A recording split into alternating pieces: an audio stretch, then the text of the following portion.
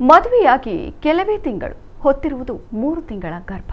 ಆದರೆ ಪತಿ ಹಾಗೂ ಅತ್ತೆ ಮಾವನ ಕಿರುಕುಳದ ಆರೋಪದ ನಡುವೆಯೇ ರಕ್ಷಣಾ ಸಚಿವಾಲಯದ ಸಹಾಯಕ ವಿಭಾಗಾಧಿಕಾರಿಯೊಬ್ಬರು ನಿಗೂಢವಾಗಿ ಮೃತಪಟ್ಟಿದ್ದಾರೆ.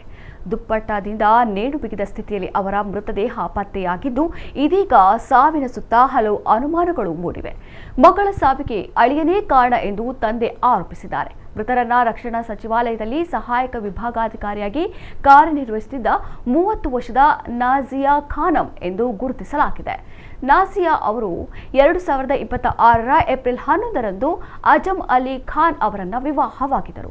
ಎಫ್ಐಆರ್ನಲ್ಲಿ ನಾಜಿಯಾ ಅವರ ತಂದೆ ತವಾಬ್ ಖಾನ್ ನೀಡಿರುವ ದೂರಿನ ಪ್ರಕಾರ ಪತಿ ಅಜಮ್ ಅಲಿ ಖಾನ್, ಅತ್ತೆ ಮಾವ ಸೇರಿದಂತೆ ಅವರ ಮನೆಯವರು ನಾಜಿಯಾಗೆ ನಿರಂತರವಾಗಿ ಕಿರುಕುಳ ನೀಡುತ್ತಿದ್ದರು. ತನ್ನ ಮೇಲಿನ ಕಿರುಕುಳದ ಬಗ್ಗೆಯೂ ನಾಜಿಯಾ ಹಲವು ಬಾರಿ ದೂರವಾಣಿ ಮೂಲಕ ಕುಟುಂಬದವರಿಗೆ ತಿಳಿಸಿದ್ದರು ಎಂದು ತಂದೆ ಹೇಳಿದ್ದಾರೆ. ನಾಜಿಯಾ 3 ತಿಂಗಳ ಗರ್ಭಿಣಿಯಾಗಿದ್ದರೂ ಆಕೆ ನೀಡಿದ ದೂರುಗಳ ಬಳಿಕವೂ ಪತಿಯ ವರ್ತನೆಯಲ್ಲಿ ಯಾವುದೇ ಬದಲಾವಣೆಯಾಗಿರಲಿಲ್ಲ ಎಂದು ಆರೋಪಿಸಿದ್ದಾರೆ. ಇನ್ನು ಪೊಲೀಸರಿಗೆ ನಾಜಿಯಾ ಅವರ ಪತಿ ನೀಡಿರುವ ಹೇಳಿಕೆಯ ಪ್ರಕಾರ ನಮ್ಮಿಬ್ಬರ ನಡುವೆ ವಾಗ್ವಾದ ನಡೆದಿತ್ತು. ಬಳಿಕ ನಾಜಿಯಾ ತನ್ನನ್ನ ಕೋಣೆಯೊಂದರಲ್ಲಿ ಕೂಡಿ ಹಾಕಿ ಮತ್ತೊಂದು ಕೋಣೆಗೆ ತೆರಳಿದ್ದಾಳೆ ಎಂದು ಆತ ಹೇಳಿದ್ದಾರೆ. ನಂತರ ಮನೆಯ ಮಾಲೀಕರಿಗೆ ಕರೆ ಮಾಡಿದ್ದು, ಅವರು ಬಾಲ್ಕನಿಗೆ ಬಂದು ಏಣಿಯ ಸಹಾಯದಿಂದ ತನ್ನನ್ನ ಹೊರಗೆ ಕರೆತಂದಿದ್ದಾರೆ ಎಂದು ತಿಳಿಸಿದ್ದಾರೆ.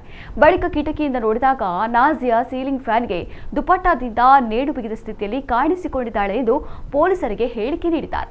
ಮಗಳ ಸಾವಿಗೆ ಅಳಿಯ ಅಜಮ್ ಅಲಿ ಖಾನ್ ಕಾರಣ ಎಂದು ನಾಜಿಯಾ ಅವರ ತಂದೆ ತವಾಬ್ ಖಾನ್ ಆರೋಪಿಸಿದ್ದು, ಆತನ ವಿರುದ್ಧ ಕಠಿಣ ಕಾನೂನು ಕ್ರಮ ಕೈಗೊಳ್ಳುವಂತೆ ಒತ್ತಾಯಿಸಿದ್ದಾರೆ.